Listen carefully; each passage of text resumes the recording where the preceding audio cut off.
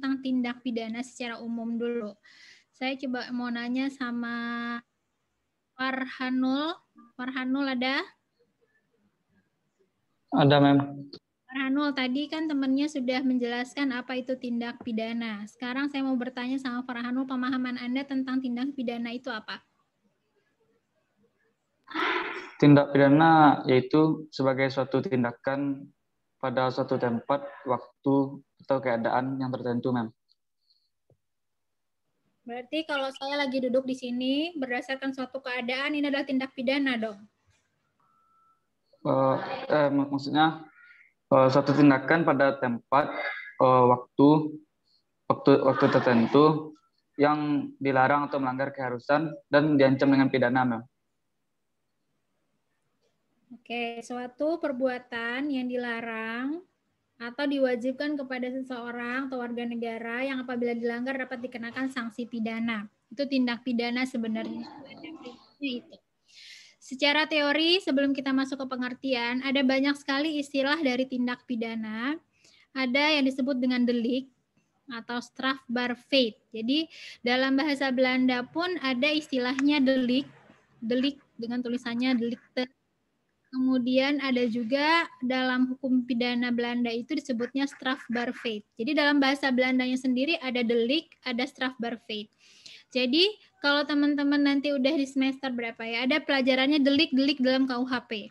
Itu sebenarnya adalah tindak pidana yang ada dalam KUHP.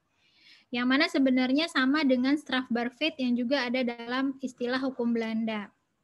Istilah delik dan strafbaarfeit ini diterjemahkan cukup beragam oleh ahli-ahli Indonesia, yang mana ahli-ahli hukum Indonesia menjelaskan bahwa delik atau strafbaarfeit itu bisa diterjemahkan sebagai tindak pidana, sebagaimana yang kita gunakan secara umum dalam hukum pidana Indonesia saat ini.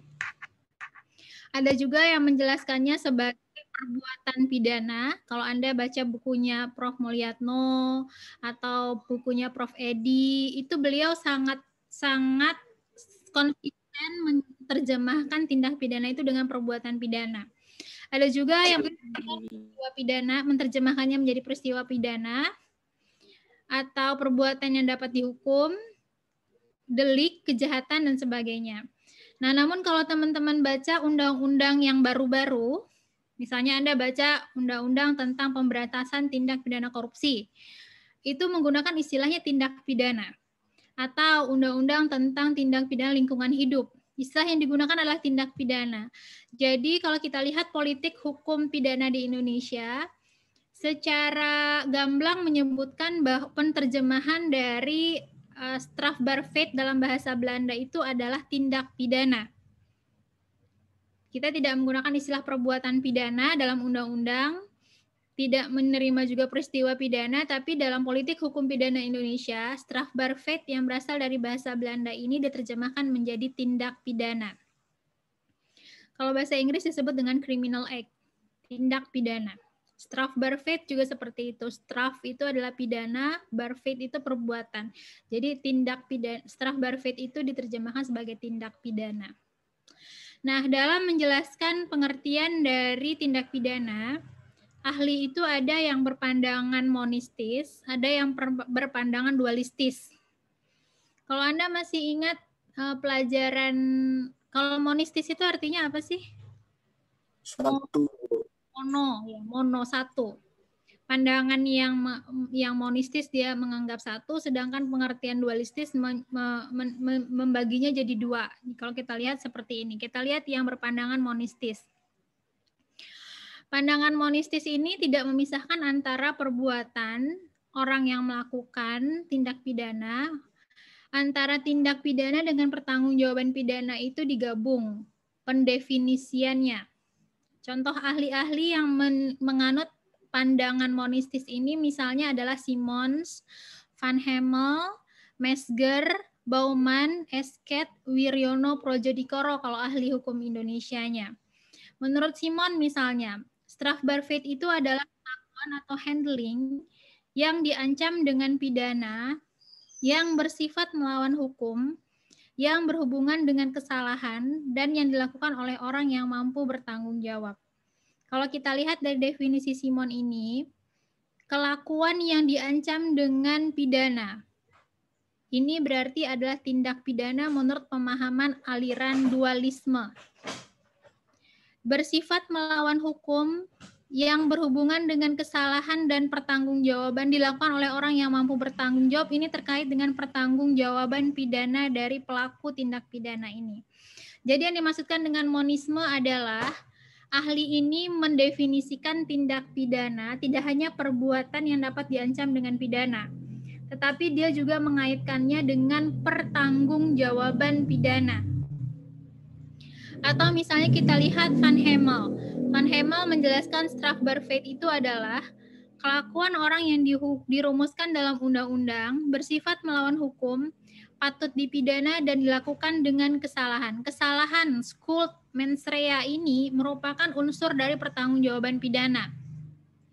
Sehingga kalau kita lihat pengertian Van Hemel dan Simon, ini menggabungkan definisi strafbarfeit itu dalam tidak hanya tindak pidana, tetapi juga memasukkan unsur-unsur pertanggungjawaban pidana di dalam situ. Jadi tindak pidana itu tidak hanya perbuatan yang diancam dengan pidana saja, tetapi berhubungan juga dengan orang yang melakukannya. Kalau orang yang melakukannya dapat dipertanggungjawabkan, baru dia dianggap sebagai tindak pidana. Atau kalau Van Hemel dia melekatkannya kepada kesalahan dari orang tersebut. Kalau dilakukan dengan kesalahan, maka baru dia disebut dengan strafbarfeit katanya. Pandangan dualistis berbeda dengan tadi dualisme yang mendefinisikan tindak pidana itu juga adalah pertanggungjawaban pidana, terkait juga dengan pertanggungjawaban pidana. Pandangan dualistis ini memisahkan antara perbuatan dan orang yang melakukan perbuatan itu. Jadi kalau kita lihat di sini tokohnya misalnya adalah Vos, Pompe, Mulyatno, Ruslan Saleh, ini ahli-ahli hukum Indonesia, Mulyatno dan Ruslan Saleh. Sedangkan Vos dan Pompe ini adalah ahli hukum Belanda. Dia bilang strafbarfeit itu adalah perbuatan yang memenuhi rumusan undang-undang pidana dan bersifat melawan hukum. Dia hanya fokus pada perbuatannya saja tanpa melihat pelakunya memiliki kesalahan atau tidak. Tanpa melihat pelakunya dapat dipertanggungjawabkan dalam hukum pidana atau tidak. Jadi sesimpel strafbarfeit itu adalah perbuatan yang memenuhi rumusan undang-undang pidana dan bersifat melawan hukum. Sedangkan Mulyatno menjelaskan perbuatan pidana adalah perbuatan yang dilarang oleh suatu aturan hukum. Larangan mana disertai ancaman sanksi berupa pidana, sanksinya harus pidana ya, bagi barang siapa yang melanggar larangan tersebut. Definisi Mulyatno ini yang paling diterima saat ini dalam hukum pidana Indonesia. Kalau kata Mulyatno, pandangan monistis itu sudah kuno karena tindak pidana itu tidak ada kaitannya dengan pertanggungjawaban pidana. Tindak pidana itu terkait hanya dengan perbuatan-perbuatan yang dilarang oleh aturan hukum yang apabila dilanggar dikenai sanksi pidana. Jadi sesimpel itu sebenarnya tindak pidana menurut ahli yang berpandangan dualistis tanpa mengikut sertakan kesalahan pelaku, tanpa mengikut sertakan kondisi pelaku apakah dapat dipertanggungjawabkan atau tidak. Kalau kita bicara tentang kondisi pelaku yang dapat dipertanggungjawabkan itu misalnya gini, pelaku yang gila. Pelaku yang gila tidak bisa dipertanggungjawabkan. Pelaku yang gila yang melakukan pembunuhan itu menurut aliran monistis bukan tindak pidana. Tetapi kalau menurut pandangan dualistis, tindak pidananya ada, tapi tunggu dulu apakah orang itu bisa dipertanggungjawabkan atau tidak, itu adalah urusan pertanggungjawaban pidana. Sesimpel ada pembunuhan berarti ada tindak pidana. Tapi apakah berkaitan dengan pertanggungjawaban pidana, itu adalah ranahnya pertanggungjawaban pidana untuk mendeterminasi. Bukan ranahnya tindak pidana. Itu kata aliran dualistis. Nah, kalau kita lihat pendefinisian tindak pidana menurut pasal 12 RUU KUHP, Rancangan Undang-Undang Kitab Undang-Undang Hukum Pidana, dijelaskan secara lebih jelas. Nah, jadi kalau kita lihat ke dalam KUHP kita sekarang yang berlaku saat ini, yang merupakan peninggalan Belanda itu, tidak dijelaskan, tidak didefinisikan apa itu strafbarfeit. Tidak didefinisikan secara eksplisit apa yang dikatakan dengan tindak pidana. Tapi RUU KUHP kita sudah mendefinisikannya dengan lebih baik dan lebih terstruktur apa yang diterima dalam politik hukum pidana Indonesia tentang tindak pidana. Jadi kalau kita lihat di sini, tindak pidana adalah perbuatan yang oleh perundang-undangan diancam dengan sanksi pidana dan atau tindakan. Jadi sesimpel dia adalah perbuatan yang oleh peraturan perundang-undangan diancam dengan sanksi pidana, maka dia adalah tindak pidana. Kalau misalnya sanksinya bukan sanksi pidana, maka dia bukan tindak pidana. Jadi segala perbuatan-perbuatan yang diatur oleh undang-undang ancamannya adalah pidana, maka dia adalah tindak pidana. Kemudian dinyatakan juga bahwa untuk dinyatakan sebagai tindak pidana di ayat 2-nya, suatu perbuatan yang diancam sanksi pidana dan atau tindakan oleh perundang-undangan harus bersifat melawan hukum atau bertentangan dengan hukum yang hidup dalam masyarakat. Jadi suatu tindak pidana itu dia haruslah ada unsur melawan hukum meskipun tidak ada secara eksplisit disebutkan dalam pasal tersebut kata-kata melawan hukumnya. Dalam beberapa pasal, kalau misalnya kita lihat undang-undang tentang KUHP misalnya tentang pencurian misalnya ya.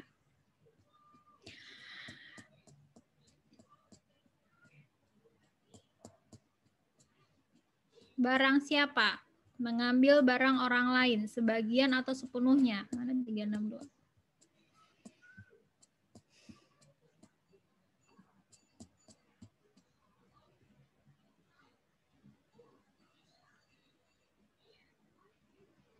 Nih. Kalau kita lihat pasal 362 tentang pencurian. Barang siapa mengambil barang sesuatu yang seluruhnya atau sebagian kepunyaan orang lain dengan maksud untuk dimiliki secara melawan hukum. Pasal 362 ini secara eksplisit ada unsur secara melawan hukum. Diancam karena pencurian dengan pidana penjara paling lama 5 tahun atau pidana denda paling banyak Rp900. Pasal 362 menyebutkan secara eksplisit perbuatan itu harus dilakukan dengan melawan hukum. Kalau misalnya pengambilan barang atau sebagian itu diambil tidak dengan melawan hukum misalnya, itu adalah barang saya sendiri. Saya mengambilnya untuk saya, ya emang punya saya gitu, berarti tidak melawan hukum, berarti tidak dianggap sebagai pencurian. Berbeda misalnya kalau teman-teman baca pasal 338 tentang pembunuhan. Barang siapa dengan sengaja menghilangkan nyawa orang lain. Nggak ada kata-kata dengan melawan hukum di situ. Namun kalau menurut, jadi ketika kita bicara tentang unsur melawan hukum, dalam penerapan hukumnya menimbulkan kebingungan. Apakah melawan hukum itu perlu dibuktikan oleh jaksa di hadapan hakim atau tidak? Sehingga pasal 12 KUHP, rancangan KUHP ya, ini rancangan, masih belum berlaku, tapi ini politik hukum pidana ke depannya, yang mungkin nanti ketika Anda menjadi jaksa, ketika Anda menjadi hakim, KUHP ini yang akan dipakai, maka Anda juga harus membuktikan melawan hukum ini, bahwa perbuatan itu dilakukan dengan melawan hukum. Jadi meskipun pasal tersebut tidak secara eksplisit membunyikan melawan hukum, pada prinsipnya kata-kata melawan hukum itu harus selalu ada di dalam pembuktian Anda kalau Anda jaksa. Setiap tindak pidana selalu bersifat melawan hukum kecuali ada alasan pembenaran. Jadi kalau ada alasan pembenaran akan kita bahas nanti dalam pertanggungjawaban pidana. Nah, jadi ini definisi tindak pidana menurut rancangan KUHP. Selanjutnya kita mau lihat unsur-unsur tindak pidana. Nah, jadi kalau kita berbicara tentang apa itu tindak pidana, dalam perkembangan teori hukum pidana, tindak pidana itu didefinisikan dua. Ada ahli yang mendefinisikannya dengan aliran monistis, yang menyatakan bahwa tindak pidana itu adalah perbuatan-perbuatan yang diberikan sanksi pidana, yang dikaitkan dengan pertanggungjawaban pidana atau pelaku tindak pidananya. Apakah terkait dengan kesalahan pelaku atau terkait dengan kemampuan dia untuk dipertanggungjawabkan dalam hukum pidana. Sedangkan aliran dualistis menyatakan bahwa tindak pidana itu adalah perbuatan-perbuatan yang diatur dalam undang-undang yang dapat dikenakan sanksi pidana bagi yang melanggarnya. Itu aliran dualistis. Dalam politik hukum pidana Indonesia, definisi tindak pidana yang diterima adalah definisi tindak pidana menurut aliran dualistis, yang mana tidak dikaitkan dengan pertanggungjawaban pidana, tetapi sesimpel perbuatan-perbuatan yang menurut undang-undang dapat dikenakan sanksi pidana. Oke, selanjutnya kita masuk kepada unsur-unsur tindak pidana. Unsur-unsur tindak pidana menurut Mulyatno, pertama ada tindakan atau perbuatan dan akibat. Jadi ada perbuatannya dan ada akibatnya. Perbuatannya misalnya menembak orang, akibatnya orang itu mati.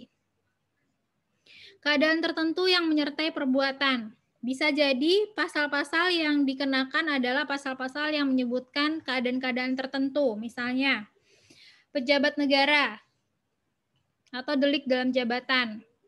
Atau misalnya ibu yang membunuh anaknya setelah dilahirkan. Keadaan tertentunya adalah ibu. Jadi keadaan-keadaan yang secara spesifik disebutkan dalam pasal yang mendeterminasi unsurnya berbeda dengan unsur-unsur yang lainnya. Atau unsur tentang keadaan tertentu yang ada di luar diri pelaku, misalnya dilakukan di tempat umum, misalnya delik penghasutan, misalnya perbuatan asusila, dilakukan di depan umum. Dia harus dilakukan di depan umum.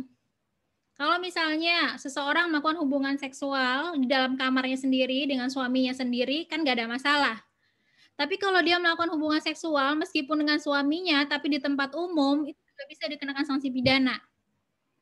Jadi ada kondisi-kondisi tertentu di luar diri pelaku yang juga mendeterminasi pasal-pasal tertentu. Kemudian keadaan tambahan yang memberatkan pidana.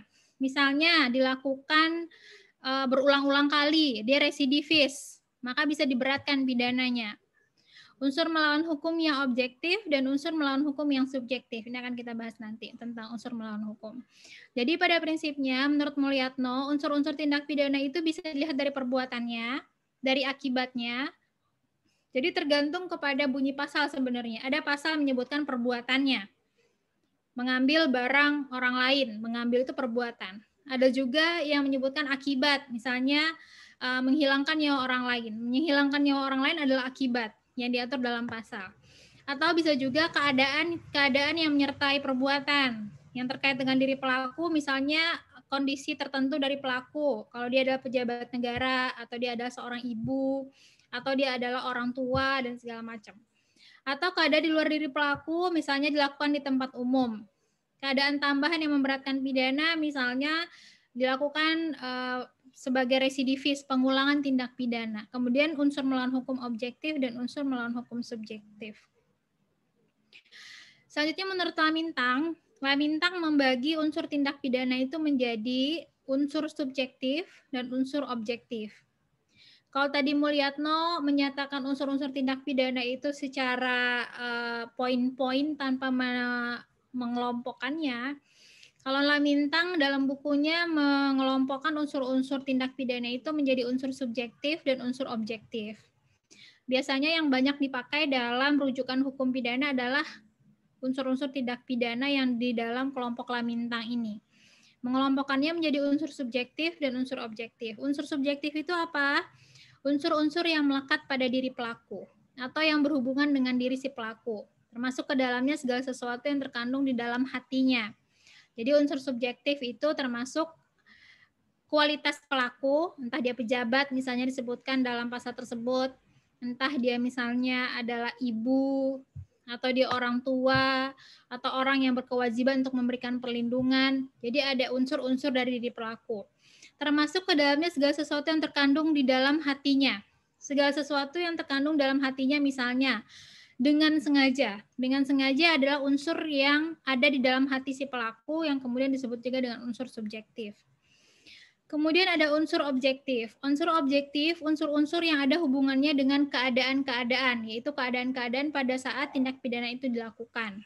Misalnya keadaan terkait dengan dilakukan di depan umum. Gitu.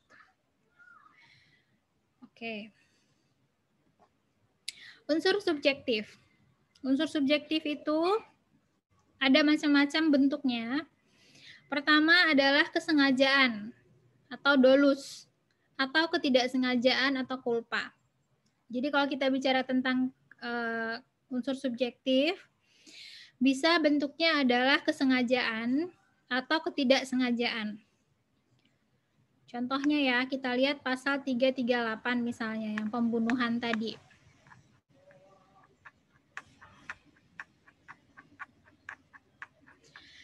.338 ini dia sangat clear menyatakan bahwa unsur subjektifnya adalah dengan sengaja. Barang siapa dengan sengaja merampas nyawa orang lain, diancam karena pembunuhan dengan pidana penjara paling lama 15 tahun. Jadi kalau membunuhnya tidak dengan sengaja, nggak bisa dikenakan pasal 338. Oke, jadi kalau Anda jadi jaksa, Anda mau menuntut orang dengan pasal 338, Anda harus yakin bahwa tindak pidana itu dilakukan dengan sengaja. Dia memang tujuannya adalah untuk merampas nyawa orang itu. Dia tahu perbuatan itu akan mengakibatkan orang itu mati, dan dia menghendaki orang itu mati. Maka baru bisa dikenakan pasal 338. Kalau misalnya ternyata dia tidak melakukan pembunuhan tersebut dengan sengaja. Misalnya itu adalah seperti pasal 359. Barang siapa karena kesalahannya atau kealpaannya menyebabkan orang lain mati, diancam dengan pidana penjara paling lama 5 tahun atau pidana kurungan paling lama 1 tahun. Jadi kalau kita lihat pasal 359, unsur subjektifnya adalah karena kesalahannya atau kealpaannya. Beda tadi dengan pasal 338 yang menyebutkan secara eksplisit unsurnya adalah dengan sengaja. Pasal 359 ini dia melakukan pembunuhan itu karena kesalahan atau kealpaannya. Misalnya orang yang nyetir karena kurang hati-hati, terus nabrak orang, terus orang itu meninggal, Anda tidak bisa menuntutnya dengan pasal 338, tapi Anda menuntutnya dengan pasal 359. Karena unsur subjektif yang ada pada diri pelaku adalah karena kesalahannya atau kealpaannya. Anda lihat sanksinya jauh sekali bedanya. Yang satu 15 tahun, yang satu adalah 5 tahun. Atau pidana kurungan paling lama 1 tahun. Nah, jadi itu yang disebut dengan unsur subjektif pertama, kesengajaan atau dolus, atau ketidaksengajaan atau culpa. Selanjutnya niat atau maksud, forenemen pada suatu percobaan atau fogging. Misalnya gini, kalau fogging ini pengaturannya ada di dalam pasal 53. Niat atau maksud, forenemen, ini kita bisa temukan misalnya di pasal tadi pencurian, 362. 362. Barang siapa menghilangkan barang orang lain. Aneh. Barang siapa menghilangkan. Halo? Ya, Riyad, silakan dibacain, Riyad. Maaf, Mem. Tadi cuma Mem. Ya, nggak apa-apa juga sih kalau mau dibacain. Barang siapa mengambil barang apa nih? Barang atau sesuatu yang seluruhnya atau sebagian. Halo? Iya, lanjut. Kepunyaan orang lain dengan maksud untuk dimiliki secara melawan hukum, diancam karena pencurian dengan pidana penjara paling lama 5 tahun. Paling lama 5 tahun atau pidana denda paling banyak Rp900. Oke. Kalau kita lihat di sini unsur niat atau maksud, forenemen, maksud dari si pelaku ketika dia mengambil barang ini adanya di kata-kata ini. Dengan maksud untuk dimiliki secara melawan hukum. Jadi, untuk bisa dikenakan pasal 362 atau pencurian ini, Anda harus bisa meyakinkan hakim, kalau Anda adalah jaksa, bahwa maksud dari sepelaku mengambil barang orang lain itu adalah untuk dia miliki secara melawan hukum. Nah, jadi maksud di sini juga adalah unsur subjektif yang harus dibuktikan oleh jaksa penuntut umum dalam sebuah perkara ketika dia mendakwa seseorang dengan pasal 362. Ini unsur subjektif yang berikutnya. Jadi ada unsur subjektif itu adalah kesengajaan, ada ketidaksengajaan atau kelalaian atau kulpa, ada niat atau maksud atau fornemen. Selanjutnya macam-macam maksud atau okmat seperti yang terdapat misalnya dalam kejahatan pencurian 362. Ini contohnya tadi, maksud. Kemudian merencanakan terlebih dahulu atau forbedachterat seperti yang terdapat dalam kejahatan pembunuhan menurut pasal 340. Kalau kita baca pasal 340, berbeda dengan pasal 338 sedikit saja, ada tambahan unsurnya adalah barang siapa dengan sengaja dan dengan rencana terlebih dahulu. Bedanya dengan 338 barang siapa dengan sengaja. Di sini ada tambahan dan dengan rencana terlebih dahulu. Ini juga harus Anda buktikan sebagai unsur subjektif dari si pelaku. Jadi di samping Anda harus membuktikan dia dengan sengaja melakukan tindak pidana pembunuhan, ingin merampas nyawa orang lain itu, Anda juga harus membuktikan dengan rencana terlebih dahulunya. Bagaimana membuktikan dengan rencana terlebih dahulu? Ya berarti dia sudah memperkirakan dulu apa yang akan dia lakukan. Misalnya dia sudah menyiapkan pistolnya, dia sudah menyiapkan racunnya, dia sudah melakukan perencanaan untuk melakukan pembunuhan tersebut. Nah, jadi ada unsur dengan direncanakan terlebih dahulu. Ini juga adalah unsur subjektif, unsur yang ada di dalam diri pelaku. Itu unsur subjektif. Selanjutnya perasaan takut atau fresh seperti terdapat dalam rumusan tindak pidana menurut pasal 308. Coba Mutiara tolong bacain pasal 308, Mutiara. Baik, Ma'am.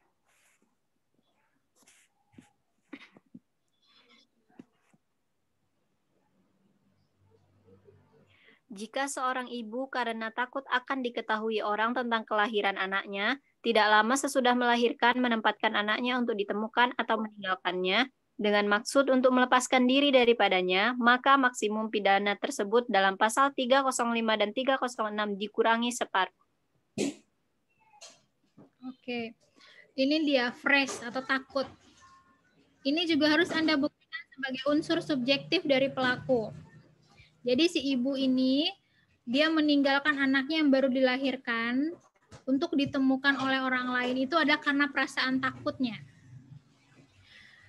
Di sini juga ada maksud untuk melepaskan diri. Ini juga adalah bagian dari unsur subjektif yang kita sebutkan dalam bagian kedua ini, fornemen atau okmark sebagai tujuan atau maksud tertentu. Berarti ada dua unsur subjektif dalam pasal 308. Pertama, perasaan takut, fresh. Kemudian dengan maksud, okmark. Ini adalah unsur subjektif yang harus dibuktikan. Kenapa perasaan takut ini penting untuk dibuktikan? Karena dia mempengaruhi sanksi pidananya. Kalau Anda lihat di sini, sanksi pidananya tersebut dikurangi setengahnya. Dari pasal 305 nih, pasal 305. Barang siapa menempatkan anak yang umurnya belum 7 tahun untuk ditemukan atau meninggalkan anak itu dengan maksud untuk melepaskan diri darinya, diancam dengan pidana penjara paling lama 5 tahun, 6 bulan. Berarti kalau kita lihat pasal 308, dengan adanya tambahan unsur rasa takut ini, mengurangi sanksi pidana bagi ibu yang baru melahirkan yang meninggalkan bayinya ditemukan orang lain. Kenapa? Karena secara psikologis ibu yang baru melahirkan itu memang tidak stabil. Sehingga perasaan takutnya itu kemudian di-acknowledge dalam hukum pidana dengan mengurangi sanksi pidananya. Perasaan takut itu harus juga Anda buktikan dalam persidangan kalau Anda adalah jaksa penuntut umum yang mendakwakan seseorang dengan pasal 308 KUHP. Termasuk juga kalau Anda adalah lawyer dari seorang pelaku tindak pidana, Anda juga bisa menggunakan, Pak Hakim, pasal yang paling tepat itu bukan 305, tapi pasal 308. Karena klien saya ini adalah seorang ibu yang baru melahirkan, dan dia memiliki rasa takut atau fresh. Jadi Anda harus juga membuktikan rasa takut itu di hadapan hakim. Itu jadi perasaan takut ini menjadi unsur subjektif yang harus juga bisa Anda buktikan kalau Anda mendakwakan seseorang dengan pasal 308, atau kalau Anda lawyer, Anda juga harus bisa membuktikan bahwa phrase itu yang mempengaruhi si klien Anda untuk melakukan perbuatan tersebut. Oke, selanjutnya kita melihat unsur objektif. Unsur objektif, sifat melanggar hukum atau wadalik-talik had. Wadalik-talik had itu adalah sifat melawan hukum. Sifat melanggar hukum itu tadi terkait dengan unsur objektifnya dan unsur subjektifnya. Nanti juga kita lihat. Yang kedua adalah kualitas dari si pelaku. Misalnya keadaan sebagai seorang pegawai negeri di dalam kejahatan jabatan menurut pasal 415 KUHP. Kalau kita lihat pasal 415 KUHP,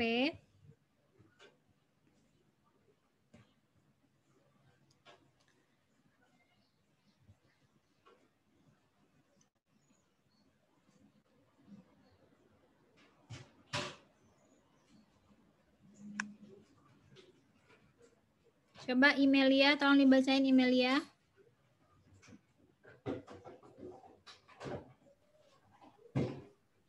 Oke.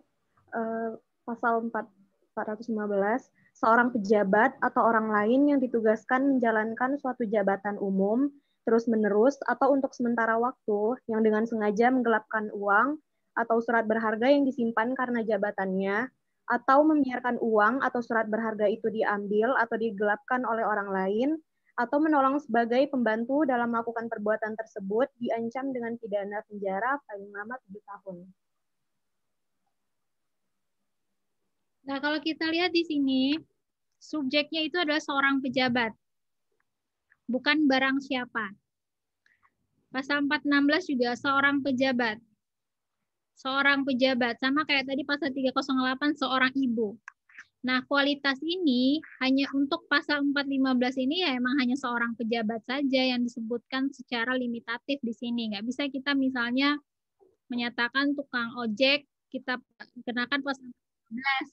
Tentunya nggak relevan gitu. Jadi unsur objektif ada sesuatu yang ada di dalam kualitas dari diri si pelaku yang sebenarnya bisa dibuktikan secara objektif. Jadi bukan dari dalam diri dia sendiri, kayak misalnya kesengajaan tadi atau perasaan takut tadi, tapi sesuatu yang ada kualitas dari pelaku yang ada dari luar yang bisa dinilai secara objektif.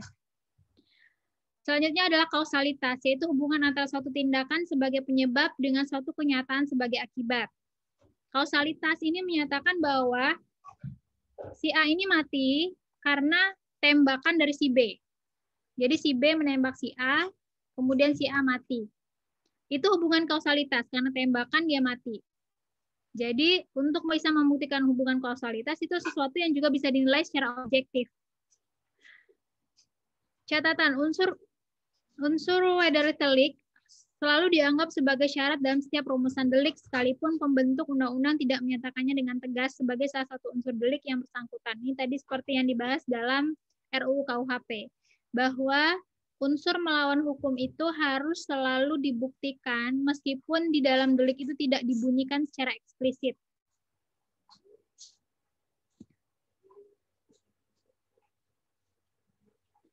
Baik, kalau kita lihat ahli misalnya, para ahli kemudian misalnya Simon juga mendefinisikan unsur-unsur tindak pidana itu menjadi unsur objektif dan unsur subjektif.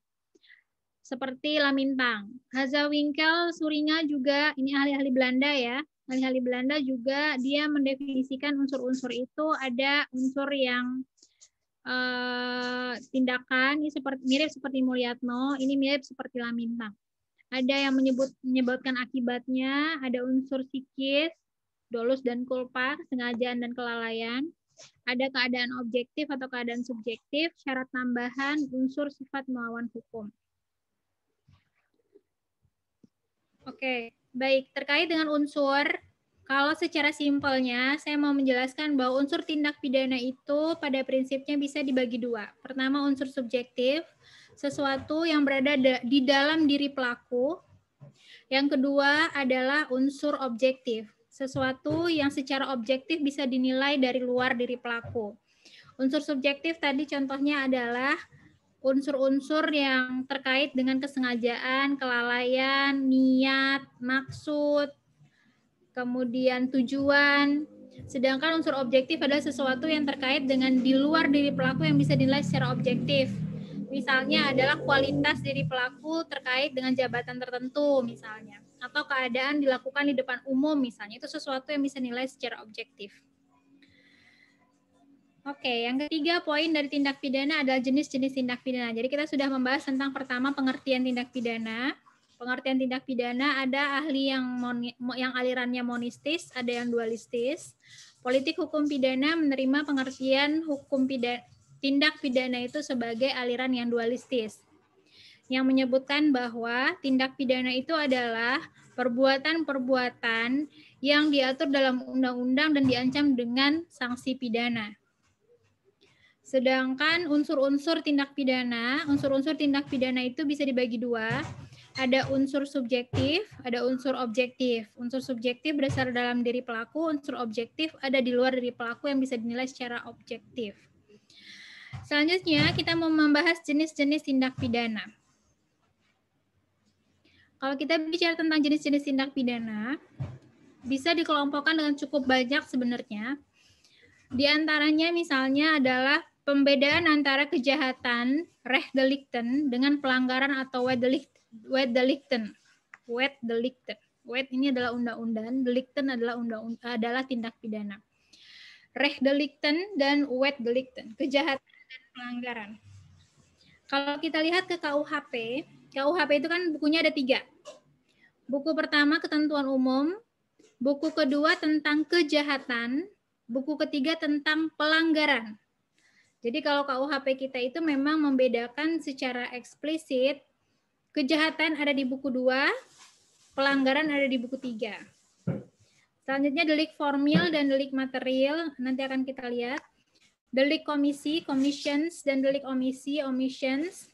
Ada delik kesengajaan atau dolus, dan delik kealpaan atau culpa, delik tunggal dan delik gabungan, delik aduan dan delik bukan aduan, delik biasa, delik sederhana, dan delik yang dikualifikasi, atau ada unsur pemberat, atau delik yang dikualifisir namanya.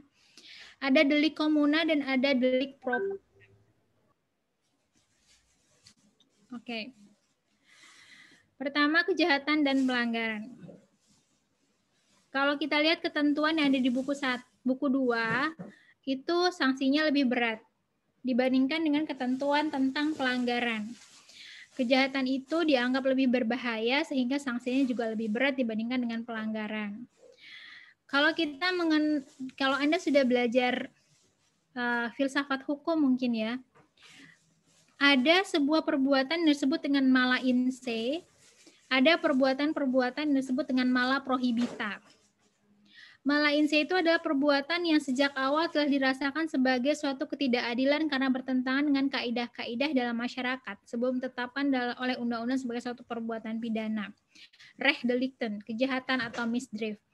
Jadi kalau misalnya kita bicara tentang pembunuhan, kita bicara tentang pemerkosaan, kita bicara tentang pencurian. Negara manapun, agama manapun menganggap pembunuhan, pencurian, pemerkosaan itu adalah perbuatan yang jahat. Jahat dari sananya. Berbeda dengan misalnya, nggak pakai seat belt, buang sampah sembarangan. Nggak pakai seat belt itu kan nggak sama kayak Anda memperkosa orang. Ya kan? Memperkosa orang itu memang perbuatan yang dianggap oleh semua orang jahat. Tapi nggak pakai seat belt itu nggak sejahat kayak Anda memperkosa. Dan nggak pakai seat belt itu kan sebenarnya bukan perbuatan yang jahat dari zaman dahulu kala gitu. Kalau pembunuhan dari zaman Nabi Adam udah ada pembunuhan dan dianggap sebagai tindak pidana, perbuatan yang tidak baik. Tapi nggak pakai seat belt kan baru-baru ini aja ada, mobil aja baru ada, apalagi pakai seat belt gitu. Jadi nggak pakai seat belt itu adalah aturan yang dibuat oleh negara untuk menjamin keamanan warga negara. Untuk menjamin keamanan warga negara, nggak hanya sekedar hanya disaran-sarankan aja. Kepada warga negara disarankan untuk pakai seat belt. Nggak ada yang pakai, soalnya kan bikin nggak nyaman. Tapi karena tujuannya adalah untuk memastikan semua warga negara mematuhi, diberikan sanksi pidana. Anda kena 500.000 kalau Anda nggak pakai seat belt, ya kan? Nah, jadi mala prohibita adalah perbuatan-perbuatan yang sebenarnya dia tidak secara naturally dia nggak jahat. Tapi dia dijadikan sebagai tindak pidana karena menurut penguasa, menurut negara perlu diatur untuk menjamin ketertiban masyarakat. Gitu. Sama kayak buang sampah. Buang sampah juga pengaturannya sebenarnya untuk memastikan warga negara patuh. Dibuatlah diinsertlah sanksi pidana di situ untuk memastikan orang untuk mematuhi peraturan tersebut. Nah, jadi mala inse biasanya bisa dikelompokkan kepada kejahatan, sedangkan pelanggaran itu biasanya sifatnya mala prohibita. Jadi perbuatan-perbuatan yang sebenarnya nggak sejahat kejahatan atau misdrift, tapi dia dinyatakan sebagai tindak pidana, dimasukkan sanksi pidana ke dalam bagi orang yang melanggarnya, ancaman pidana di dalamnya untuk memastikan ketaatan warga negara. Jadi perbuatan yang sebenarnya hanya menurut undang-undang aja dinyatakan sebagai tindak pidana. Oke. Kalau kita lihat ketentuan tentang kejahatan dan pelanggaran, kita lihat perbedaannya misalnya terkait dengan percobaan. Percobaan ini kalau Anda belum belajar tentang percobaan, tapi secara singkat percobaan itu adalah seseorang yang sudah berniat melakukan tindak pidana, sudah melakukan perbuatan permulaan untuk melakukan tindak pidana. Namun perbuatan tersebut tidak selesai karena di luar kehendak dari pelaku. Jadi dia ingin membunuh, tapi in the middle of dia mau membunuh ternyata ketahuan sama warga yang lain, terus dia nggak selesai. Nggak jadi membunuh. Itu percobaan untuk melakukan pembunuhan. Pasal 53 Junto pasal 338 berarti. Sanksinya dikurangi sepertiga dari sanksi pidana pokok yang dijadikan ancaman maksimum. Jadi sepertiga dari 15 tahun. Untuk kejahatan, percobaan melakukan kejahatan dipidana. Tetapi percobaan melakukan tindak pidana nggak bisa dipidana. Jadi coba-coba melakukan pelanggaran tidak dinyatakan sebagai sesuatu perbuatan yang dapat dikenakan sanksi pidana. Kemudian membantu. Membantu melakukan kejahatan itu dipidana, membantu melakukan pelanggaran itu tidak dipidana. Membantu itu berarti memberikan fasilitas, memberikan informasi, itu membantu melakukan tindak pidana. Berbeda dengan turut serta ya, kalau yang memiliki kualitas yang sama dengan pelaku. Daluarsa ini keberlakuan dari penuntutan pidana. Kejahatan itu biasanya daluarsanya lebih panjang. Jadi kalau misalnya orang melakukan pembunuhan, dia bisa diproses sampai 12 tahun. Sedangkan kalau pelanggaran tergantung, ada yang 5 tahun, dia sudah tidak bisa diproses lagi dalam hukum pidana. Jadi daluarsa dalam kejahatan lebih panjang, pelanggaran masa daluarsanya lebih pendek. Delik aduan itu adalah delik yang hanya bisa diproses kalau ada pengaduan, kejahatan ada, sedangkan pelanggaran nggak ada. Oke, selanjutnya adalah delik formil dan delik material. Itu tadi jenis-jenis tindak pidana yang pertama adalah kejahatan dan pelanggaran. Jenis tindak pidana yang kedua adalah delik formil dan delik material. Iwan, tolong dibacain, Iwan. Baik, BEM. Delik formil adalah delik yang menitik beratkan pada tindakan. EG Pasal 362 KUHP, barang siapa mengambil barang sesuatu yang seluruhnya atau sebagian kepunyaan orang lain dengan maksud dimiliki secara melawan hukum. Delik material adalah delik yang menitik beratkan pada akibat. Pasal 338 KUHP, barang siapa dengan sengaja merampas nyawa orang lain diancam karena pembunuhan dengan pidana penjara paling lama 15 tahun. Jadi apa bedanya delik formil dan delik material, Iwan?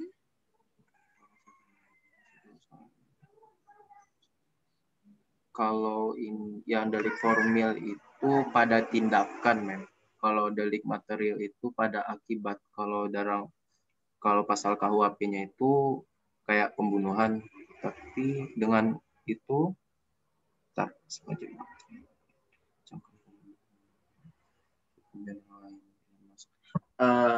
kalau mengambil barang itu.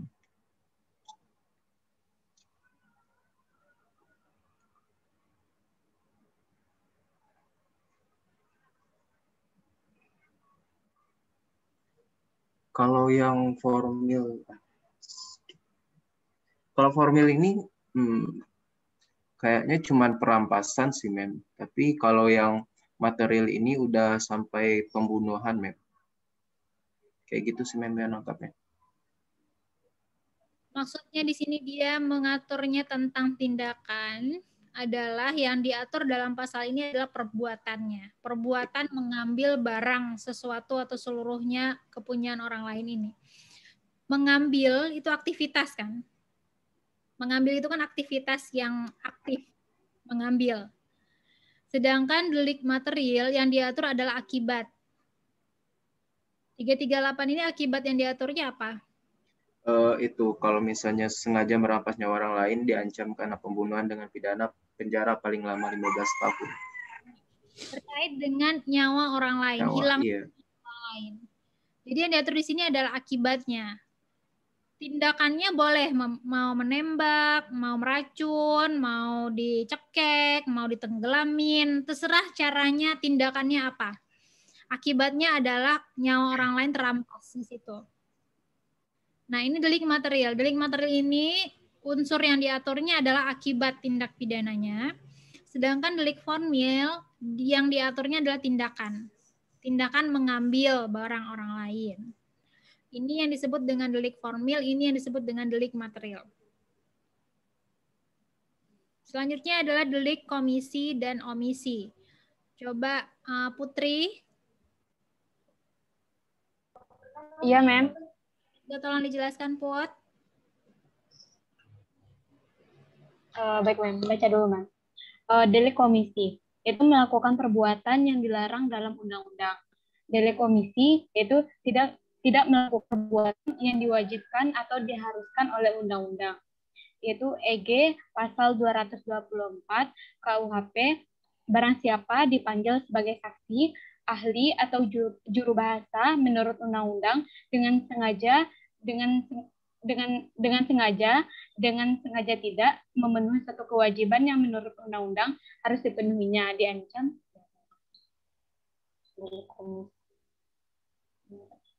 melakukan perbuatan dalam undang-undang. Tidak melakukan perbuatan yang diwajibkan atau diharuskan oleh Kalau delik komisi itu adalah tindakannya atau perbuatannya itu melanggar undang-undang. Sedangkan delik komisi ini, Mem,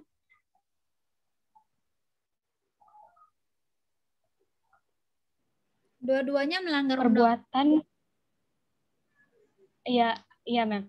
Tapi kalau yang omisi ini dia tuh lebih tidak sengaja gitu dia melakukan perbuatan itu. Dia melakukan perbuatan yang diwajibkan atau diharuskan. Ini sebagai saksi diancam. Baik-baik. Melakukan perbuatan yang dilarang. Ini mungkin yang biasa kita pahami sebagai tindak pidana. Dia melakukan perbuatan yang dilarang. Dilarang membunuh, dia membunuh. Dilarang mencuri, dia mencuri. Dilarang memperkosa, dia memperkosa. Itu komisi. Kalau delik omisi, apa?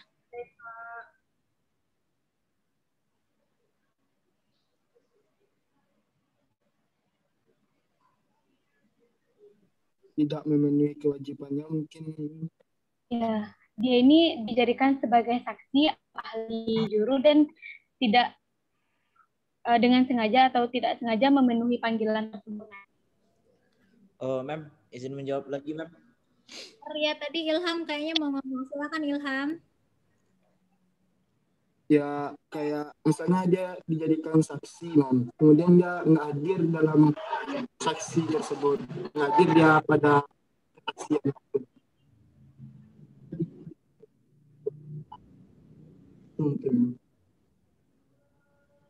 Oke.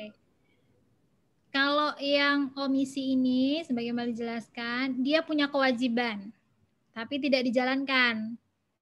Jadi kalau Anda nanti misalnya, Anda dipanggil jadi saksi pembunuhan, misalnya terjadi pembunuhan di Fakultas Hukum UNAN misalnya. Terus Anda dipanggil jadi saksi, Anda nggak mau datang, kan Anda sebenarnya tidak melakukan apa-apa kan? Anda tidak melakukan pembunuhan, enggak. Anda nggak melakukan pemerkosaan, enggak. Tapi Anda simply nggak datang aja ke pengadilan. itu adalah tindak pidana. Jadi dia tidak melakukan perbuatan yang diwajibkan. Kalau ini kan dia melakukan perbuatan yang dilarang, berarti secara aktif dia melakukan perbuatan tersebut. Kalau delik omisi, omission, dia nggak melakukan apa-apa. Dengan dia tidak melakukan apa-apa, dia bisa kena sanksi pidana. Dengan dia tidak datang ke pengadilan, yang mana dia wajib datang, maka dia bisa dikenakan sanksi pidana. Gitu. Jadi kalau delik komisi dia secara aktif melakukan tindak pidana, kalau delik omisi dia tidak melakukan kewajiban, berarti dia tidak melakukan perbuatan apa-apa yang merupakan kewajibannya. Sama kayak misalnya nggak bayar SPP, nggak datang kuliah, itu sebenarnya Anda tidak melakukan kewajiban kan? Nah itu juga bisa dikenakan sanksi pidana menurut undang-undang kalau ada sanksi pidananya. Jadi delik omisi itu adalah tidak melakukan kewajiban, sedangkan delik komisi, commission itu adalah dia melakukan perbuatan yang dilarang. Baik, selanjutnya Riyad, tolong Riyad. Lagi. Hukumnya adalah delik kesengajaan dan kealpaan. Delik kesengajaan menghendaki bentuk kesalahan berupa kesengajaan dalam rumusan delik EG pasal 338 KUHP. Barang siapa sengaja menghilangkan nyawa seseorang. Delik kesengajaan delik kealpaan menghendaki bentuk kesalahan berupa kealpaan dalam rumusan delik EG pasal 359 KUHP. Barang siapa karena kelalaiannya menghilangkan nyawa seseorang. Oke, apa bedanya delik kesengajaan dan delik kealpaan? Delik kesengajaan itu misalkan pasal 338 tadi tentang pembunuhan, Mem. Dengan sengaja nih dia bunuh seorang gitu, Mem. Tetapi dalam delik kealpaan, misalkan dalam pasal 359, dia bawa mobil, tahu-tahu remnya blong, di depannya ada orang, terus nabrak, orangnya mati, kan di situ ada delik kealpaan di dalamnya, Mem. Berarti unsur yang diatur di dalam pasal tersebut adalah kealpaan. Sedangkan kalau delik kesengajaan, unsur yang diatur di dalam pasal tersebut adalah kesengajaan. Oke, jadi delik kesengajaan, unsur subjektif yang diaturnya adalah kesengajaan. Kalau delik kealpaan, unsur subjektif yang diaturnya adalah unsur kealpaan atau kelalaian. Selanjutnya delik tunggal dan delik gabungan. Saya mau minta tolong sama siapa? Trahel deh, Trahel. Delik tunggal dan gabungan. Delik tunggal adalah delik yang pelakunya dapat dipidana hanya dengan satu kali saja melakukan perbuatan yang dilarang atau tidak melakukan perbuatan yang diwajibkan. Sedangkan delik gabungan dari segi objektif, perbuatan-perbuatan pelaku yang relevan satu sama lain dari segi subjektif melihatkan motivasi dari pelaku. EG pasal 296 KUHP, barang siapa yang pencariannya atau kebiasaannya yaitu dengan sengaja menghubungkan atau memudahkan perbuatan cabul dengan orang lain. Pasal 379A KUHP, barang siapa yang menjadikan sebagai mata pencaharian atau kebiasaannya membeli barang-barang dengan maksud supaya ia sendiri atau orang lain mendapat barang-barang itu tanpa pembayaran seluruhnya. Mau dijelaskan apa itu delik tunggal dan delik gabungan?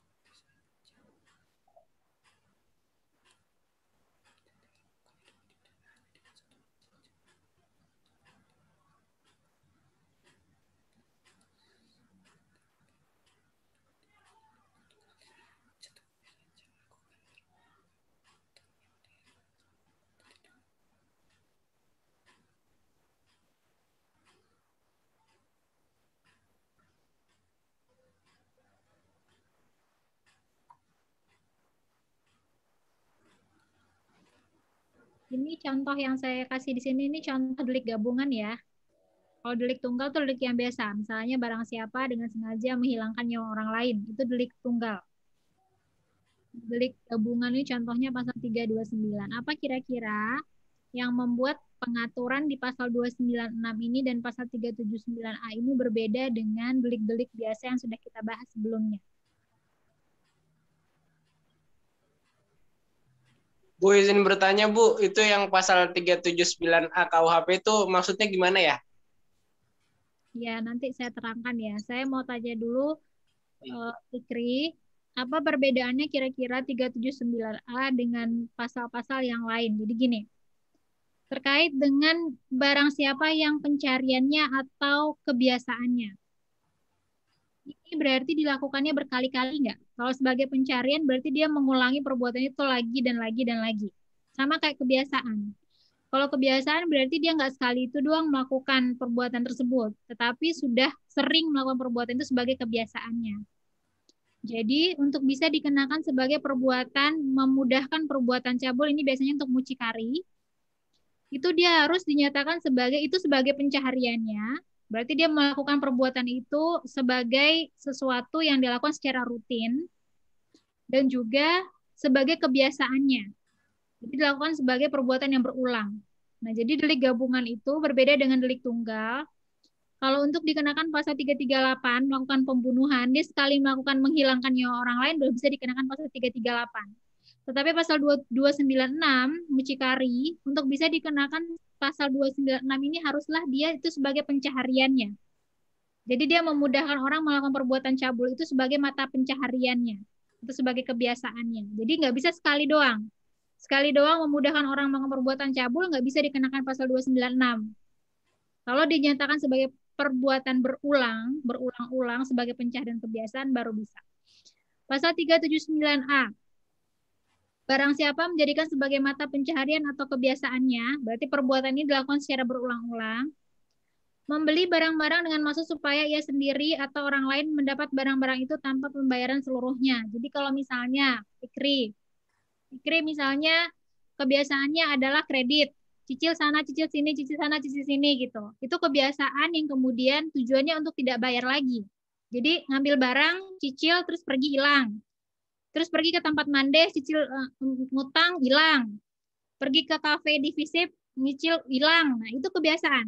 Kebiasaan yang kemudian bisa dikenakan pasal 379A. Mengambil barang untuk memang niatnya adalah untuk nggak bayar secara keseluruhan. Gitu, Fikri, bisa dipahami pasal 379A? Bisa, Bu. Ya, ini sebenarnya pelajarannya di delik-delik KUHP, tapi maknanya seperti itu. Jadi memang untuk membaca pasal, apalagi KUHP yang merupakan pasal-pasal terjemahan, itu memang Anda butuh untuk penafsiran lebih dalam. Jadi kalau saya sih menyarankan Anda punyanya KUHP dari Susilo, R. Susilo. KUHP-nya R. Susilo itu sangat komprehensif membahas unsur-unsur yang nggak jelas. Jadi kalau saya menyarankan Anda beli buku KUHP, cari RKUHP R. Susilo. Itu memberikan penjelasan-penjelasan terkait dengan pasal-pasal yang ada di dalam KUHP tersebut dengan sangat komprehensif. Oke, Mem, sebelumnya izin, Mem. Siapa itu ya? Mutia, Mem. Ya, oke. Mutia dulu baru Riyad. Silakan Mutia. Tadi kan ada disebutkan membayar secara tidak sepenuhnya ya, Mem. Apakah itu bisa disebut dengan pencurian, Mem? Enggak, jadi dia ini bukan untuk, jadi tujuannya kan sini supaya ia sendiri atau orang lain mendapatkan barang-barang itu tanpa pembayaran seluruhnya. Pencurian itu kita lihat unsurnya di dua kan, mengambil barang orang lain seluruh atau sebahagiannya untuk dimilikinya. Kalau di sini memang tujuannya adalah untuk nggak mau bayar penuh gitu, Mutia. Jadi unsurnya berbeda nih. Unsur yang harus dibuktikan oleh jaksa berbeda. Kalau 362 pencurian, dia harus membuktikan barang itu diambil. Ambil berarti mengambil secara aktif. Kemudian tujuannya untuk dia miliki. Sesimpel itu pencurian. Kalau 379A, dia harus juga membuktikan sebagai perbuatan berulang. Jadi kebiasaannya itu adalah memang seperti itu. Dia nyicil sana, nyicil sini, nyicil sana, nyicil sini, hilang gitu. Nah, ini baru bisa kita kenakan pasal 379A KUHP. Mem, misalnya kalau orang ada anak anggaplah siapa gitu ngekos gitu mem, udah tenggat waktunya dia belum bayar, habis itu dia pergi mem, pergi nyari kos lainnya, bayar DP aja, habis itu dia udah berapa bulan gitu, terus udah sampai tenggat waktunya dia pindah lagi kos lain gitu mem, itu bisa dikenai pasal 39A KUHP ini mem. Karena di sini batasinya adalah membeli barang-barang, mostly ini adalah membeli barang. Membeli itu kan berarti membayar dan kemudian mendapatkan barang. Apakah kemudian dalam hal ini kita bisa menafsirkan membeli barang ini dengan membayar kos-kosan? Saya sih pikir enggak. Karena membeli barang itu adalah akad antara saya mau beli barang ini dengan harga sekian gitu. Boleh dicicil, biasanya kalau cicil barang kan harganya juga dinaikkan biasanya kan kalau misalnya cicil barang. Jadi kalau saya sih tidak mengartikan ini secara ekstensif atau menganalogikan membeli barang ini uang kos sih. Jadi saya sih merasa ini 379A nggak bisa digunakan untuk pasal itu. Kalaupun saya mau paling menggunakan pasalnya penipuan mungkin. Ya, Mutiara. Iwan, ya, lanjut aja dulu. Ntar dulu ya, Iwan, Riyad dulu tadi. Oke. Mem, pasal 296 ini apakah bisa digolongkan pelaku sebagai residivis, Mem? Masalah perilakunya berulang-ulang, Mem. Oke, bedanya residivis dengan orang yang diatur dalam 296 ini, residivis itu dia sudah mendapatkan sanksi pidana dan kekuatan hukum yang tetap. Jadi residivis itu misalnya Riyad melawan pencurian. Terus sudah diproses dalam hukum pidana, dinyatakan bersalah oleh hakim, masuk penjara 2 tahun, keluar penjara mencuri lagi. Itu residivis. Jadi dia sudah menjalani sanksi pidana. Dia sudah mendapatkan hukuman atas perbuatannya, kemudian dia mengulangi lagi. Itu yang kita sebut dengan residivis. Kalau pasal 296 ini, dia adalah perbuatan yang memang sebagai kebiasaannya, sebagai mata pencahariannya. Jadi kalau Riyad, misalnya, nawarin ABG banyak ke om-om, sebagai pencaharian Riyad, nah itu Riyad bisa kena pasalnya 296. Sabar, Riyad. Kalau residivis pasal 296 adalah Riyad misalnya menawarkan ABG ke om-om, bajak ABG-nya, om-omnya banyak, sanksi pidana, dinyatakan bersalah oleh hakim, keluar dari penjara, Riyad melakukan perbuatan itu lagi. Menjadi mucikari lagi, menawarkan ABG sama om-om lagi. Nah, itu baru disebut residivis. Jadi, perbedaannya residivis itu dia sudah mendapatkan hukuman, sudah mendapatkan keputusan yang tetap, kekuatan hukum yang tetap atas perbuatan tersebut, sudah menjalani sanksi pidana, tapi kemudian sanksi pidana itu tidak mendatangkan efek jera, tapi melakukan lagi. Itu residivis. Itu Riyad. Ini residivis kita bahas di pelajaran setelah ini. Baik, Mem. Terima kasih, Mem. Hai, Riyad. Thank you for the question juga. Iwan, silakan. Mem, mungkin Iwan pengen bertanya tentang pasal 379A KUHP. Misalnya, Mem, kalau ada teman gitu minjam uang ke Iwan gitu, tapi dalam beberapa jangka waktu habis itu dia kabur Mem gitu, tanpa ada kabar mungkin atau tanpa ada berita segala macam, itu bisa terkena pasal yang dimaksud itu nggak Mem? Oke, mungkin mirip sama pertanyaan Mutia tadi ya. Kalau kita lihat itu 379 ini dia masuknya dalam perbuatan curang sebenarnya. Kalau saya melihatnya Iwan itu mungkin lebih ke penipuan karena unsur di sini adalah terkait dengan jual beli sebenarnya, membeli barang-barang. Kalau meminjam barang kan nggak bisa kita. Jadi kalau kita bisa tentang asas legalitas itu tidak bisa menganalogikan, tidak bisa membuat ketentuan baru. Jadi kalau kita menyatakan apakah bisa dikenakan orang yang minjam uang doang kerjanya tapi nggak bayar, itu dikenakan pasal 379A, sebenarnya nggak bisa karena unsur terkait. Jadi hukum pidana itu sangat strict. Jadi sangat strict. Unsur itu harus terpenuhi dengan benar-benar seperti apa yang dalam rumusan. Kalau di sini kan untuk membeli barang-barang, terpenuhi nggak kira-kira unsur itu kalau kasus Iwan itu? Kalau misalnya ya dia minjam uang gitu kan, tapi untuk beli barang gitu. Ya memang beli barang ya, Iwan kurang tahu juga sih. Ya intinya katanya dia minjam uang untuk beli barang gitu. Ya gitu sih maksud Iwan Mem sebenarnya. Oke. Agak ini gitu ya, dilanjutkan ya ceritanya itu. Uang Iwan untuk membeli barang-barang. Iya. Pertama dia kena penipuan, kedua dia kena bisa kena pasal 379A kalau memang itu menjadi kebiasaannya. Jadi untuk kasus sama Iwan dia nggak bisa kena pasal 379A. Ini dia kenanya pasal penipuan. Kalau untuk sama penjual barang dia kenanya pasal 379A. Gitu, karena itu perbuatan yang berbeda pengaturan pasalnya. Oke, Mem. Kalau yang terkait itu pasal mana tuh, Mem? Soalnya bisa dipraktekin ke teman-teman lain kan, Mem. Itu kalau menurut saya lebih tepatnya penipuan. Oh, yang pasal yang terkait sama yang pertanyaan Iwan itu yang mana, Mem? Maksudnya? Yang misalnya yang Iwan maksud tadi loh. Yang misalnya jika ada orang minjem uang gitu. Habis itu ya. Mem, apakah itu tidak termasuk dalam hukum perdata, Mem? Oh iya. Ya perdata kali, Mem. Iya. Itu pribadi sama pribadi ya. Ya, jadi gini. Saya di awal sudah pernah bilang kan bahwa sebenarnya antara penipuan dengan privat itu ada pembatas yang agak tipis. Jadi kalau kita misalnya bilang dengan dia menyatakan dengan rangkaian kebohongan-kebohongan misalnya, itu dimungkinkan juga sebagai penipuan dalam hukum pidana. Nah, jadi kalau misalnya perdata masih bisa berjalan, sebenarnya perdata aja. Kalau misalnya ada perjanjian gitu, perjanjian. Kalau perdata, dia kan sangat mementingkan bukti surat, kontrak misalnya. Jadi kalau misalnya Iwan dengan temannya membuat sebuah perjanjian ditandatangani, itu bisa dijadikan sebagai bukti dalam perdata. Karena perdata itu dia sangat rely on surat-surat sebagai bukti dalam persidangannya.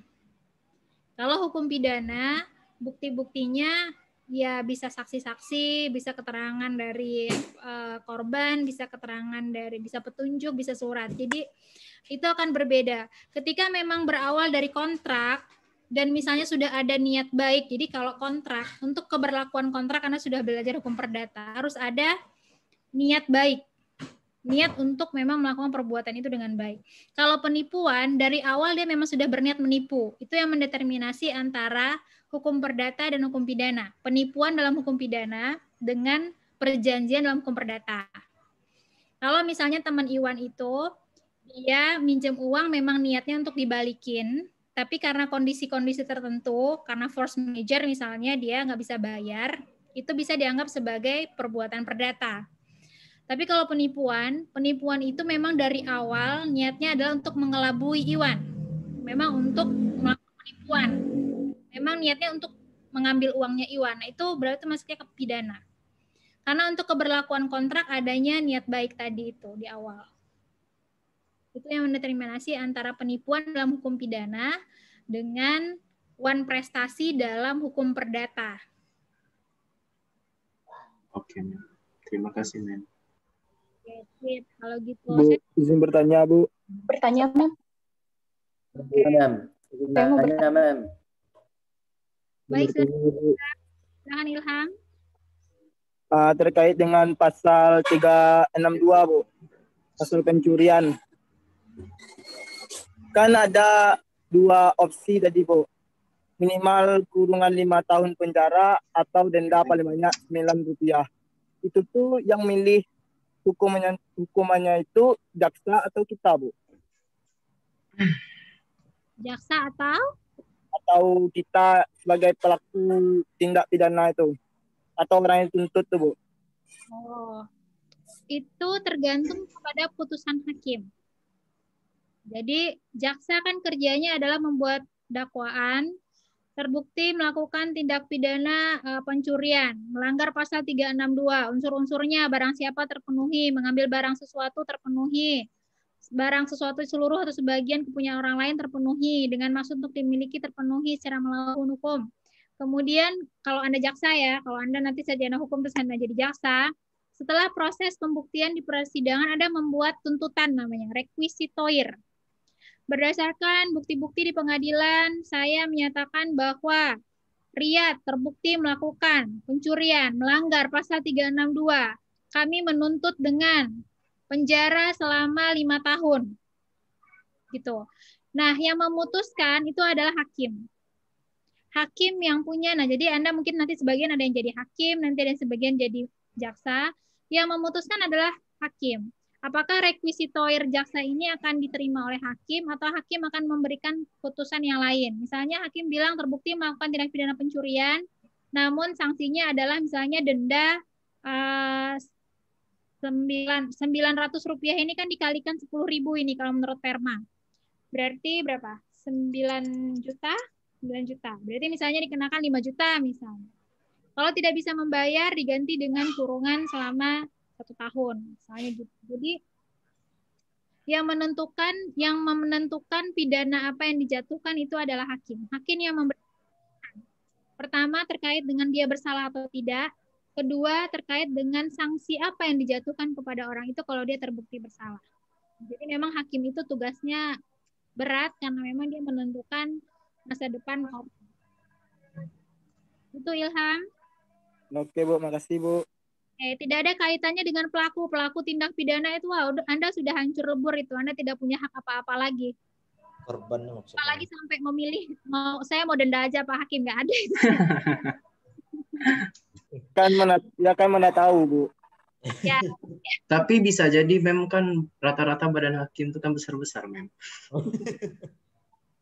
Maksudnya? Iya kan Mem? Mem. Ya. Aku mau nanya random Mem. Tiba-tiba kepikiran kenapa sih kalau hakim tuh kalau di persidangan dipanggil hakim yang mulia? Kenapa harus yang mulia gitu? Ya, karena tiba-tiba random aja gitu Mem. Di mana-mana seperti itu. Kalau misalnya Anda di negara-negara common law disebutnya Your Honor. Karena memang dia dimuliakan persidangan itu karena dia menentukan, dia yang memutuskan perkara dalam hukum pidana. Jadi makanya kalau Anda nanti jadi jaksa, teman Anda jadi hakim, terpaksa di ruang sidang panggil dia yang mulia. Panggil nama aja gimana Mem? Kayak gitu. Kayak gimana si Joni gitu. Kenapa Hanifah? Ya tuh tiba-tiba aja kepikiran, soalnya pernah lihat orang persidangan gitu kan dipanggil yang mulia hakimnya gitu. Ya, jadi memang kayak kenapa harus yang mulia gitu. Memang seperti itu dalam hukum pidana. Jadi memang hakim itu dimuliakan. Bahkan di luar persidangan pun dia dipanggil yang mulia. Makanya kalau Anda jadi hakim, Anda harus bersikap juga mulia. Jangan sampai Anda menjatuhkan profesi yang mulia itu dengan perselingkuhan, dengan korupsi. Jadi Anda tidak mulia sama sekali gitu. Jadi memang yang mulia itu mencerminkan kemuliaan hatinya. Jadi perilakunya juga harus mulia, baik di dalam ruang sidang maupun di luar ruang sidang. Jadi kalau Anda jadi hakim, kalau Anda kira-kira nggak bisa menjaga sikap Anda menjadi mulia, mendingan Anda. Tadi ada Angelin raise hand, mau nanya Angelin? Iya, Mem, saya mau bertanya. Silakan. Mohon maaf sebelumnya, saya masih kurang paham tentang delik tunggal dan delik gabungan. Nah, di delik gabungan, apakah tadi di delik tunggal tadi dibilang dalam slide Mem, pelakunya itu dipidana hanya dengan satu kali saja melakukan perbuatan. Sedangkan dari delik gabungan dia juga memasukkan motivasi-motivasi. Apakah delik gabungan ini sama maksudnya dengan jika seseorang ini mendapatkan pidananya itu pasal berlapis gitu, Mem. Misalnya kalau delik tunggal dia misalnya membunuh, jadi dia hanya membunuh saja dihukum. Sedangkan delik gabungan ini misal dia selain membunuh, dia memerkosa, dia abuse gitu, Mem. Apakah maksudnya begitu kalau delik gabungan? Enggak, itu masuknya dalam penggabungan tindak pidana itu. Misalnya dia melakukan pembunuhan, pemerkosaan, pencurian. Itu namanya penggabungan tindak pidana. Berbeda dengan delik gabungan. Delik gabungan ini untuk bisa dikenakan delik ini, orang itu harus melakukan perbuatan itu berulang-ulang kali. Itu Angelin. Jadi dalam hal dia misalnya menjadi mucikari, nggak bisa dia hanya baru sekali menawarkan pelacur itu kepada konsumennya, kemudian dikenakan pasal 296 itu nggak bisa. Kalau dia sudah melakukannya berkali-kali dan itu menjadi pencaharian baginya, baru dia dikenakan bisa pasalnya 296. Jadi harus ada beberapa kali perbuatan yang dilakukan untuk bisa dikenakan delik gabungan. Kalau delik tunggal ini banyak. Dari tadi yang kita bahas misalnya 362. Di sini kan sekali melakukan pencurian saja dia sudah bisa kena pasal 362. Nggak mesti dia mencuri sekali, 2 kali, 3 kali untuk bisa kena pasal 362. Jadi ini disebut dengan delik biasa, delik tunggal. Sekali melakukan perbuatan ini, dia bisa kena pasal 362. Tapi untuk bisa kena pasal 296, untuk menjadi mucikari, dia harus melakukan perbuatan itu sebagai mata pencahariannya. Kalau sebagai mata pencaharian berarti dia melakukan itu berulang-ulang kali. Gitu. Jadi nggak bisa hanya sekali melakukan perbuatan, memudahkan perbuatan cabul bisa dikenakan pasal 296. Gitu. Baik, Ma'am. Terima kasih. Oke, baik. Nita, silakan Nita. Saya ingin bertanya, terima kasih Ma'am. Saya ingin bertanya mengenai jenis pidana, khususnya di bagian kejahatan dan pelanggaran, Ma'am. Dalam RUU KUHP itu tidak ada lagi pembedaan perbuatan pidana ke dalam bentuk kejahatan dan pelanggaran. Apakah ada akibat jika RUU KUHP ini diterapkan, yang mana seperti yang telah kita ketahui bahwasanya untuk hukuman kejahatan dan pelanggaran ini kejahatan lebih berat gitu, karena tidak adanya pembedaan. Apakah ada dampak-dampak tertentu pada pelaksanaan hukum pidana di Indonesia? Terima kasih, Ma'am. Baik, Nita, terima kasih pertanyaannya. Nah, jadi kalau kita tadi membahas tentang kejahatan dan pelanggaran, yang mana dalam KUHP kita saat ini, kejahatan itu adanya di buku 2, sedangkan pelanggaran itu adanya di buku 3. Kalau kita lihat, pengaturannya kan berbeda. Dari sisi sistematika bukunya aja sudah berbeda. Dari sanksi aja kita lihat kalau misalnya pelanggaran itu rata-rata hanya bulan-bulan aja, dan biasanya adalah bentuknya kurungan, bukan pidana. Jadi sanksinya lebih rendah. Sedangkan di rancangan KUHP yang diwacanakan saat ini, tidak ada lagi pembedaan antara kejahatan dan pelanggaran. Apa konsekuensinya? Kalau saya sih melihatnya itu hanya untuk memudahkan saja sih. Memudahkan dalam penerapan hukum. Jadi tidak ada lagi pemisahan antara kejahatan dan pelanggaran, itu tidak memusingkan kita lagi bahwa oh ini sanksinya lebih berat, oh ini sanksinya lebih ringan. Sesimpel bahwa karena di dalam rancangan KUHP itu kan sanksi itu dikategorisasikan, ada kategori A, kategori B, kategori 1, kategori 2, kategori 3 dan seterusnya. Sehingga penjatuhan sanksi itu tidak lagi dilihat dari apakah dia kejahatan atau pelanggaran, tapi dari kategori-kategori yang dinyatakan dalam pasal-pasal tersebut. Sehingga kita tidak lagi nanti kita nggak lagi belajar tuh apa itu kejahatan, apa itu pelanggaran. Sebenarnya itu lebih memudahkan bagi kita untuk mendeterminasi tindak pidana itu ya adalah tindak pidana. Tidak ada lagi yang disebut dengan kejahatan, tidak ada lagi yang disebut dengan pelanggaran. Konsekuensi terhadap sanksi bergantung pada pengkategorisasian dari dari pidana yang ditentukan dalam perbuatan tersebut. Jadi konsekuensinya lebih untuk memudahkan saja sebenarnya, Nita. Karena memang di negara-negara lain pun sudah tidak ada lagi pemisahan antara pelanggaran dengan kejahatan itu. Sesimpel menyebutnya adalah tindak pidana aja. Gitu. Terima kasih, Ma'am. Ya, terima kasih. Putri, silakan Put.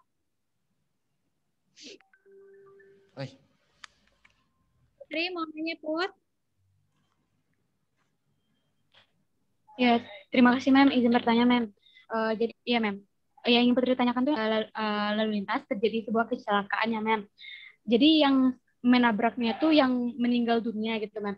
Jadi pasti kasus ini udah masuk ke kepolisian. Jadi apakah korban yang tadi itu masih bisa mengurus SKCK? Serius, Ma'am. Yang menabrak ini dia meninggal justru. Iya, iya, Ma'am. Jadi korbannya tuh Pak bisa mengurus SKCK dia gitu, Ma'am. Kasus hukumnya diproses nggak? Misalnya iya, Ma'am. Diproses, tapi putusannya belum ada. Iya, Ma'am. Kalau belum ada putusannya, dia masih boleh mengurus SKCK. Jika belum, Ma'am? Maksudnya, kalau putusan belum keluar? Iya. Kalau putusannya belum keluar kan berarti dia belum terbukti bersalah melakukan tindak pidana. Dalam hal ini yang mendeterminasi dia bersalah adalah hakim kan. Nah, kalau dalam hukum pidana ada presumption of innocence namanya. Ada praduga tidak bersalah.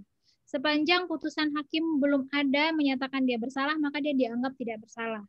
Dalam hal dia mengurus SKCK, kalau putusan hakim belum keluar, pada prinsipnya dimungkinkan untuk mendapatkan SKCK. Tapi dia diproses ya, diproses dalam hukum pidana ya. Kalau misalnya dia diproses dalam pidana, berarti ada indikasi dia melakukan pelanggaran tindak pidana dong, kalau gitu. Baik, Mem. Terima kasih, Mem. Oke, Putri, ini pengalaman pribadi atau apa nih, Put? Nggak ada, Mem. Soalnya teman tuh pernah juga dulu kecelakaan, Mem. Jadi kayak itu kasusnya, Mem. Oke, terus dia nggak bisa ngurus SKCK? Enggak, dia mungkin nggak bisa nanti. Dia takutnya nggak bisa ngurus SKCK gitu, Mem. Jadi ada bapak-bapak gitu memang yang nabrak dia. Jadi bapak-bapak tuh yang masuk, yang rusak parah gitu dia memang. Yang saya tanya, dia diproses hukum pidana nggak si temannya Putri itu? Kalau dia nggak diproses dalam hukum dari yang apa tuh enggak jadi ya, Mem. Sudah di SP3 ya sama polisi? Iya. Kalau sudah di SP3 harusnya dia bisa ngurus SKCK, nggak ada masalah. Oke, Put. Ya, Mutiara terakhir. Mem, izin bertanya, jika masalah tentang pembunuhan tadi, Mem, dengan unsur, ada yang dengan unsur sengaja ataupun culpa tadi, Mem. Misalnya ada suatu pembunuhan terjadi karena pelakunya ini pertama dia mabuk, Mem. Nah, pas dia tahu itu seseorang yang sebenarnya nggak salah gitu, Mem. Tapi karena diceritain apa? Berarti ada ngelihat drakor nih, Mem. Tapi ceritanya tuh tindak pidananya menarik banget gitu, Mem. Kan dia seorang ibu, yang dia bunuh ini adalah seorang siswa yang masuk ke sekolah terbaik gitu, Mem. Nah, karena seorang siswa itu masuk, jadi anak dia ini nggak masuk ke sekolah itu. Suatu malam dia ketemu sama anak ini di suatu tempat di mana kondisi ibu ini mabuk gitu, Mem. Pertama dia nggak ada niat untuk membunuh itu, Mem. Tapi karena ngelihat tempatnya kayaknya cocok banget gitu, dia sambil mabuk gitu kan, Mem. Dia dorong itu sampai jatuh kan, Mem. Habis itu meninggal lah dia. Terus yang pembunuh ini pulang. Besoknya dia nggak sadar kalau dia udah bunuh, Mem.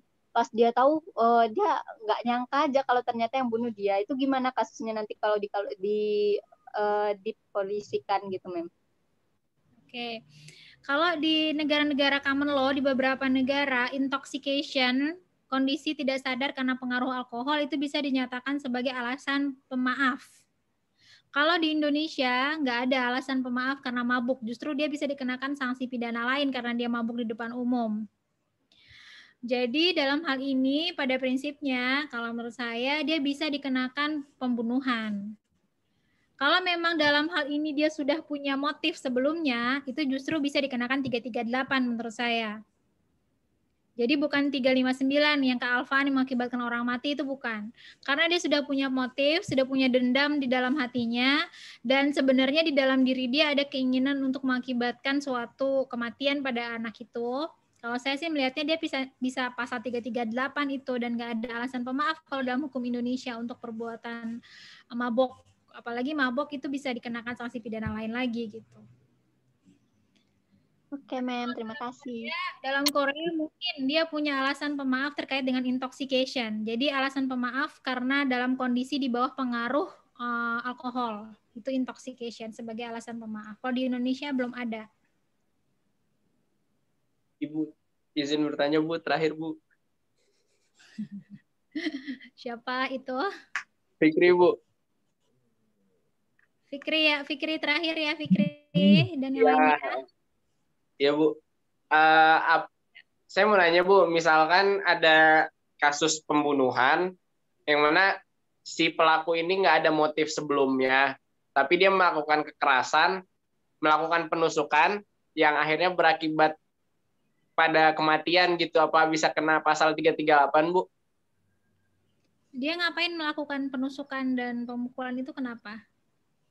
Ini kasus teman saya mungkin waktu itu sempat ramai juga yang santri ditusuk di Cirebon, Jawa Barat. Nah, itu menurut keterangan pelakunya sih tanpa ada motif ini, Bu, tanpa ada motif dendam dan lain-lain, cuma karena tiba-tiba dia datang ke arah pelaku terus nusukin kayak pisau gitu. Terus si korbannya meninggal begitu, Bu. Oke. Apa bisa kena pasal 338 walau tanpa motif sebelumnya? Dalam hal ini saya nggak tahu kenapa dia tiba-tiba menusuk, tuh pasti ada background di belakangnya nggak? Kalau nggak salah itu ini, Bu, apa, geng motor, kayak ada syarat buat masuk anggota geng motor gitu-gitu. Apa yang harus dilakukan? Ya kayak biar menunjukkan kalau dia tuh punya nyali yang tinggi gitu loh, Bu. Tes mental, maksudnya, Tes mental gitu. Oke, jadi niatnya menusuk itu sebenarnya untuk melakukan penusukan tanpa mengakibatkan Iya. kematian. Mungkin. Kalau gitu dia bisa kenanya penganiayaan yang mengakibatkan kematian. Jadi mungkin niatnya hanya sekedar untuk melakukan penusukan tanpa mengakibatkan kematian. Tetapi ternyata akibatnya adalah orang itu mati, maka bisa jadi dia dikenakannya adalah pasal penganiayaan yang mengakibatkan kematian. Tapi si pelaku ini malah kena pasal 170 ayat 2 yang di situ keterangannya mengakibatkan luka berat, Bu. Dia didakwanya dengan pasal berapa? 170 ayat 2. 170 itu tentang apa ya? Tentang barang siapa dengan terang-terangan dan dengan tenaga bersama menggunakan kekerasan terhadap orang atau barang diancam dengan pidana penjara paling lama 5 tahun 6 bulan. Di ayat 2-nya itu yang bersalah diancam dengan pidana penjara paling lama 9 tahun jika kekerasan mengakibatkan luka berat. Ini terkait dengan di depan umumnya ini. Jadi dia mempertontonkan perbuatan kekerasan di depan umum nih kan? Iya, Bu. Ya, ini dia melakukannya di depan teman-temannya, berarti di depan orang-orang lain yang banyak. Iya, di tengah keramaian, pinggir jalan. Ya. Jadi ini memang salah satu pasal yang paling berat ini sanksi pidananya terkait dengan pengerusakan. Pengerusakan baik terhadap barang ataupun terhadap orang. Kalau dilakukan di depan umum. Kalau misalnya terpenuhi unsur-unsur ini terkait dengan temannya Fikri, bisa jadi karena memang dia melakukannya di depan umum kan? Iya. Barang siapa dengan terang-terangan dan dengan tenaga bersama menggunakan kekerasan terhadap orang atau barang. Emang dilakukannya bersama-sama? Berdua. Pelakunya 2 orang. Oke, terpenuhi dong. Terang-terangan di depan teman-teman yang lain terpenuhi. Diancam dengan pidana penjara paling lama 5 tahun atau 6 bulan. Kalau mengakibatkan orang mati, dipidananya adalah 12 tahun. Ya, karena kalau dari fakta itu mungkin polisi penyidik melihatnya bahwa perbuatan tersebut dilakukan untuk mempertontonkan kekerasan kepada orang lain. Itu yang membuat dia kenanya pasal 170.